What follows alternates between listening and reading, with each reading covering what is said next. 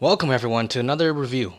This is on Rewrite episode 8. And this time, oh man, this time we get the build up of the mysterious girl whose name is Kagari, who I already knew and is voiced by Hanazawa, guys. Hanazawa Kana, sorry. Um, I get it sometimes mixed up with the K. But anyways, this episode is basically set 3 days after, everyone mysteriously left. Kotaro's by himself, is messaging all the girls, saying, "Where are you?" Especially Kotori, who doesn't want to respond.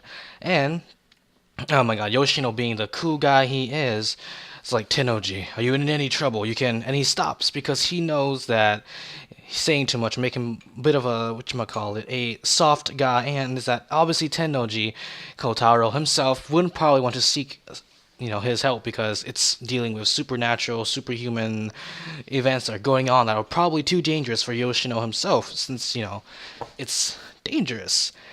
This episode is basically Kotaro trying to find a way to cope, and then we get new to cope with it, and that, Caesar. Now, this entire episode was anime original. I would say in the entirety of it. Like if you were to go to the common route to the end of the game and get the bad ending where like he doesn't go to any of the girls' routes, it basically just ends there. So basically this is like some sort of like alternate continuation of that bad ending. But here we get to see, a bit of both sides, a bit of Guardian, a bit of Gaia, and how, basically the Martel group is basically a front for Gaia, and that Akane is going to meet the next holy woman from Sakura, something Kashimi Sakura, I think that's what her name is, the Hurt Head who's going to die soon, and that, obviously Sakuya and Chihaya are with them.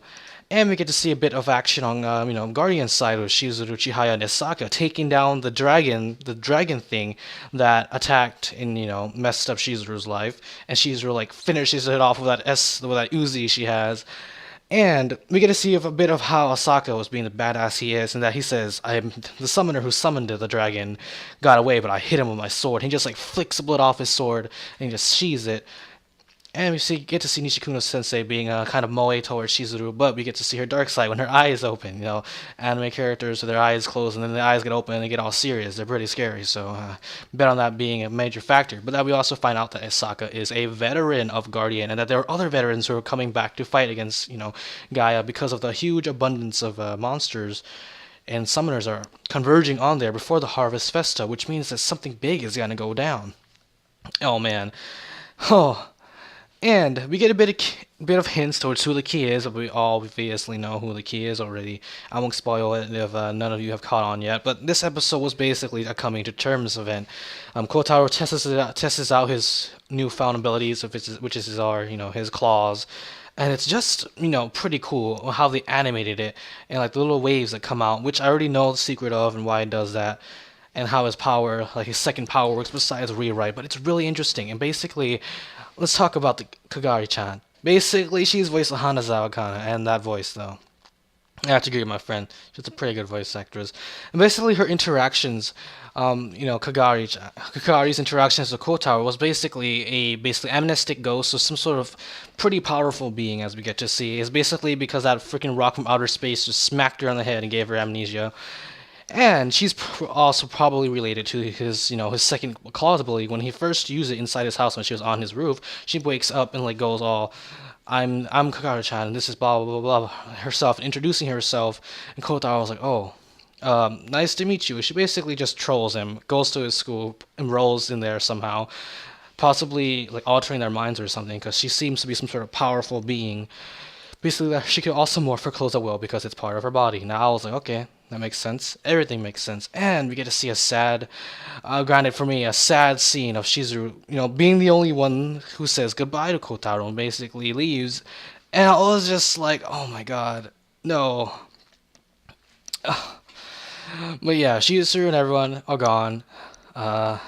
We get to see some more funny interactions that are lighting up the mood since the beginning of the, defeating the dark tone and sad tone that the beginning of the episode gave for a more comedic, more funny relief from the previous one, but also giving in serious tones throughout the episode, especially with the scenes of Akane, Chihaya, and the Guardian scenes of, at least Shizuru and Lucia and Esaka and Nishikujo Sensei.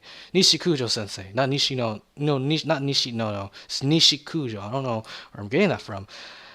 But yeah, we also got a new opening and ending song. The song is called "End of the World," and basically shows a bunch of new scenes that we can also theorycraft on, with basically Guardian and Gaia, basically all of that, and the giant tree, which is obviously going to be probably the final battle part. And oh man, what's so great about it is that even though I know how most of the events are going to play out, how like it all ties in as a visual novel player, there are anime only watchers who are probably if you have brain cells, you can probably think about what's going to happen in the anime instead of bashing it for not explaining everything. Because the point of this anime is not to explain everything all at once, which is what a lot of animes like to do, and basically just give off the whole thing pretty fast, which is okay. But since a lot of anime viewers have gotten used to such baby holding, that it's kind of irritating when they bash anime, basically, which is also so steeped in mystery, and you're basically following through the eyes of the protagonist and like only finding out what he finds out, and encouraging you to go, buy the visual novel since this is aimed for Japanese, viewers because it's made in Japan. But anyways, opening song shows. I'll probably do like a separate analysis video if you guys want, but I'll just go on the brief things that the opening song shows us. It shows us Gaia, Guardian. It shows that redhead guy that Kotaro bumped into when he was looking for Asaka's antique shop. Basically, jet fighters, a bunch of dragon monsters and other monsters fighting out with members of Guardian, and then we see Asaka like giving off that katana salute, and like everyone else, there's a guy with a bazooka just like saluting, and it was just awesome just to see all these characters. Like, everything's gearing up, and the severe tone shift from the last episode is still here, even though it tries to mask itself in comedy, which we all know is just going to be a facade for more serious things to happen, as this is basically setting up what's going to happen, introducing, even without going into too much detail, because you should just play the visual novel, because a lot of people in Japan like this, basically because they've played the visual novel, and even if they don't, I think they probably know how to connect two and two together instead of being mindless zombies. Let's move on. We also get some other interactions with Kagari, and basically how Hanazawa, damn it, she is, and basically 10 out of 10. Her interactions of like the world, and how she just straight up just owns friggin' Yoshino's like, I need to take you to the office because you're acting suspicious, and she just fucking uses the ribbon, just smacks the shit out of him, and he gets like knocked out, and all the students are like, Yoshino just got owned. Are we seeing the birth of a new gang leader? I was just dying. I was just like, this is like this big grin on my face. I was just, oh my god, Yoshino, you guys got owned. I thought it was gonna turn a bit weird, like a bit like dark for a second there when her ribbon started coming out. But I'm guessing the reason, basically, what I'm trying to say is that this is not how she normally acts, and that if you were to read the visual novel, or if the anime decides to go deeper and darker, you'll see what I'm talking about, and what happened to Tennoji, you know. But let's move on. We also get a new ending song, which I don't believe I know the name of, but it's basically Kagari holding the earth in her hands, and at the end the earth just like kind of like explodes in like spectacular colors, and the episode ends. It's basically the opening and ending song has so much foreshadowing that you can probably connect it with what's happening in the episode currently, in like future episodes and previous episodes. And the opening and ending song of the first two, the first opening and ending song also foreshadowed like what's going to happen in the episodes, and like what they're building up to, and also like answering some questions you were to connect two and two together. Guys, please stop expecting to be spoon fed everything. There's a time and place, but not now. I mean, no, old animes in the 90s and 80s really didn't explain too much, but just gave you the bare basics of what to expect and all of that. But let's move on from the 80s and 90s anime, the early 2000s anime's explanation of how they didn't really, how most of them were kind of like this format, and like now, and a lot of anime like to spoon feed you a bunch of information at the front, because why not? Ruining the suspense and excitement of finding out that your ideas were right and what's going to happen. You predicted was right, or something unexpected was right and you didn't expect it for it to. Okay, so basically, we get to see also Inoue come back, that she's forgotten a lot of things in her. She was rescued by Akane, basically sent out a search team for her and found them, what the incompetent, government officials, police couldn't do. But her memories have been like, all fogged up, probably because of the trauma and all of that. And her family moved out because of Matsuri, because it was such a big shock. But we find out that near the end of the episode, before the big flash to Gaia's side and to Guardian's side, was that Inoue went back there. She doesn't know who Kotaro is, or like a lot of people are. And basically, he goes and finds her. They have like a nice chat about how they were rivals and all that. And what made me so sad, what made me sad, like I would just die a bit inside, was when she was walking away, she gave him the memory stick that she knew that she had to give to him, even though she'd forgotten.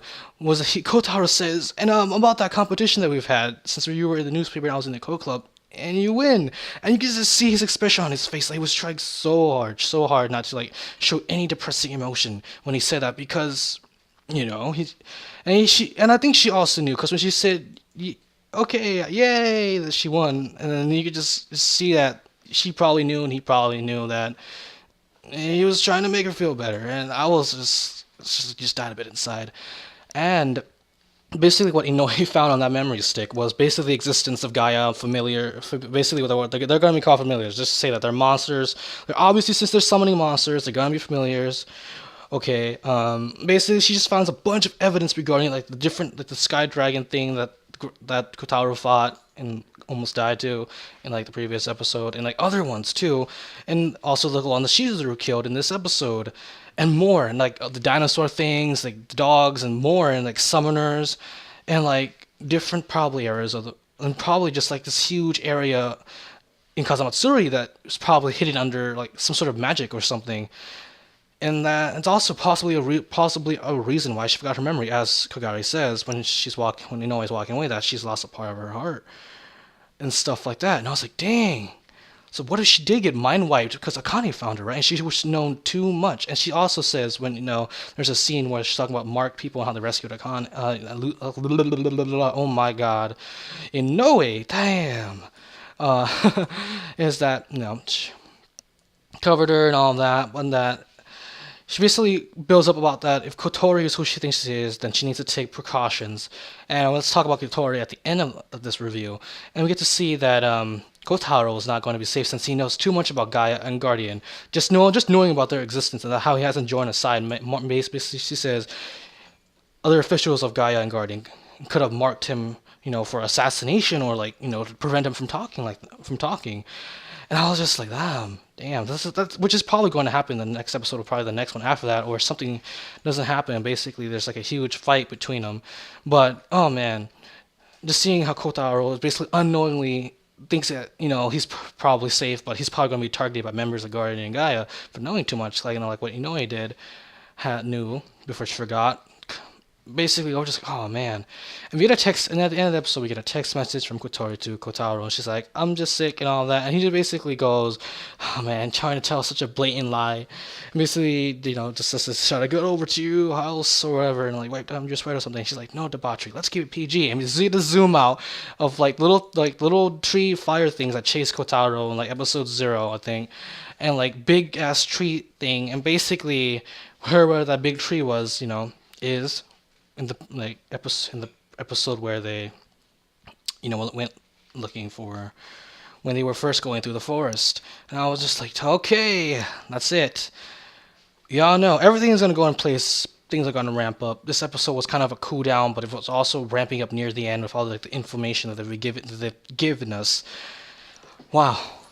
Yeah, so I like this episode. This episode was really good. This was definitely anime original.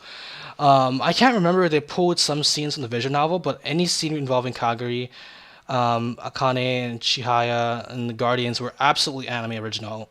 Most of the time, the visual novels didn't really give you the perspective of other characters because you're supposed to be Tennoji, right? So basically, I have to say that most, if not all, of this episode was anime original. I could be wrong about that. So, since this is the end of the episode, leave me a like, comment, subscribe, comment if you want to clarify some things for me, or, just want to talk about the episode in general. I'm up for it. I'll comment. Well, this is about the end of it. This is me, Rayama. I'm signing out.